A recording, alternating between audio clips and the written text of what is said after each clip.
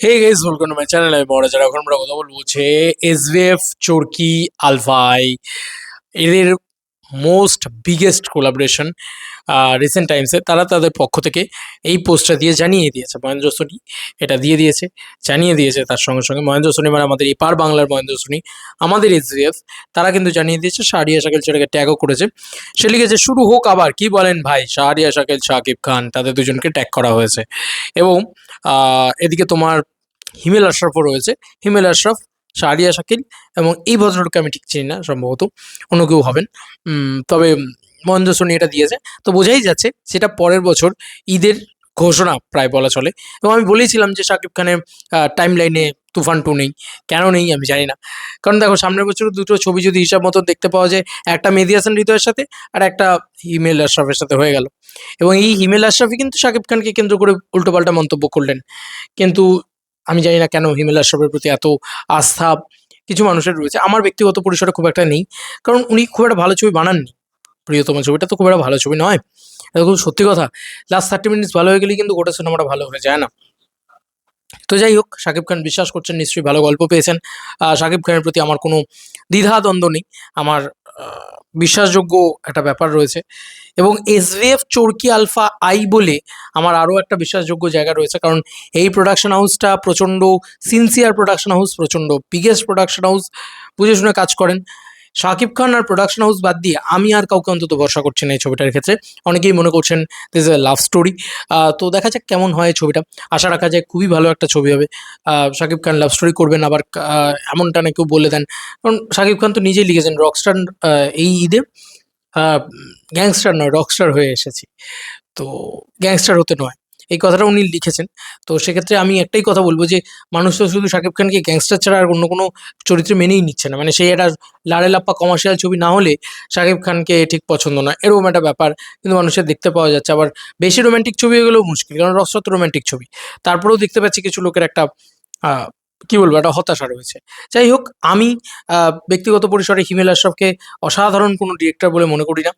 তো এটা একদম সত্যি কথা। আমি শাকিব খানকে চরম পছন্দ করি, কিন্তু আমার মনে হয় যে সামনের বছর রায়হান রাফির সাথে তুফান 2টা খুব খুব জরুরি ছিল। যাই হোক, আমি এটাই বলবো যে it is a great update.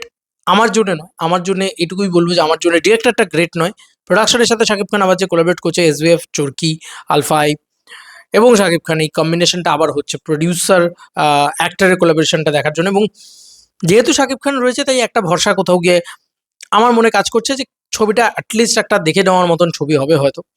বাদবাকি তো সময় বলবে।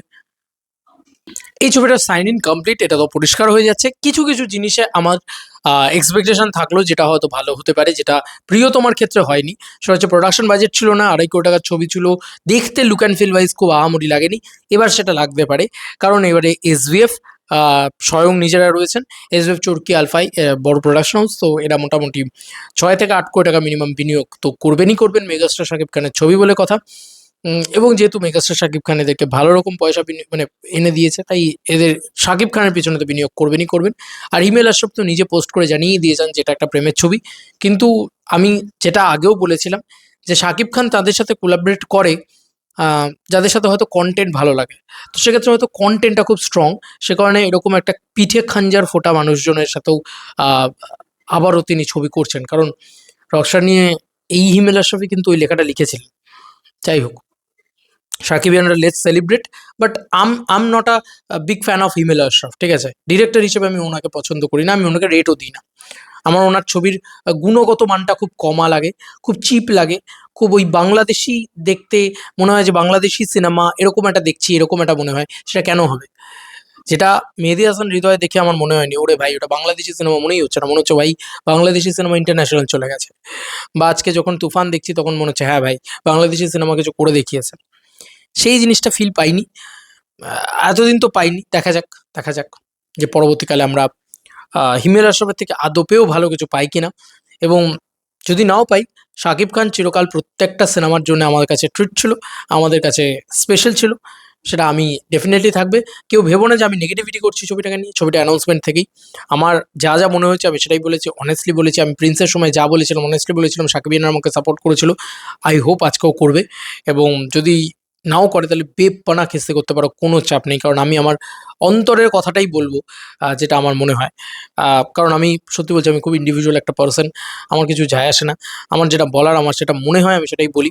আমি শুধু শাকিব খানকে পছন্দ করি। ব্যাপক লাগবে শাকিব খানকে দেখতে, এটা নিয়ে কোনো সন্দেহ নেই। নায়িকা কে হবে সেটা দেখার বিষয় হবে। এখন দেখা যাক যে টোয়েল মল্লিক জাতীয় বড় কোনো নায়িকা নিয়ে নেন কিনা। তাহলে একটা কাস্টিংয়ের জোরের যে একটা জোর, সেটা আমরা কোথাও গিয়ে ফিল করতে পারবো। যদিও ডিরেক্টর কিন্তু আমার অপছন্দেরই।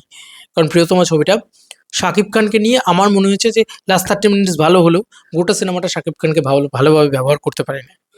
এটা আমার ব্যক্তিগতভাবে মনে হয়েছে। যাই হোক, বাদ বাকি তোমাদের আর কি মতামত জানিও কমেন্ট সেকশনে। এবং এটা কি ঈদ ছাড়া রিলিজ হবে? সব থেকে বড় কথা, এটা কি ঈদ ছাড়া রিলিজ হবে? যদি এটা ঈদ ছাড়া রিলিজ হয় তাহলে তো খুব আনন্দের বিষয়। কারণ তাহলে আমি চাই 2027 সালে তুফান 2 আসুক। আমি চাইলে কি হবে, সাকিবিয়ানরা চাইলে কি হবে, গোটা বাংলাদেশ গোটা পৃথিবী চাইলে কি হবে। টিমকেও তো চাইতে হবে, মেগাস্টারকেও তো চাইতে হবে, এসবিএফ চরকি আলফাইকেও তো চাইতে হবে, রায়ান রফিকেও তো চাইতে হবে। আমি জানি না কেন তারা চাইছেন না। যাই হোক, আমি তুফান 2 নিয়ে একটু বেশি এক্সাইটেড, তোমরা সকলেই জানো। কারণ তোমরা নিজেই দেখেছো যে তুফান এরা দিয়ে কি হয়েছে। কারণ আমি চাই না যে শাকিব খান আবার একটা প্রিন্সের মতন ছবির মুখে পড়ুক, যেখানে আবার তাকে নিয়ে সমালোচনা তৈরি হবে। রকস্টার কিন্তু আর যাই হোক সিনেমা হিসেবে খুব ভালো, মানে অন্তত তাই তো রিভিউ পাচ্ছি, যারা সুশীল সমাজ দেখছে বা মাল্টিপ্লেক্স কালেকশনটাও খারাপ হচ্ছে না, ভালোই হচ্ছে।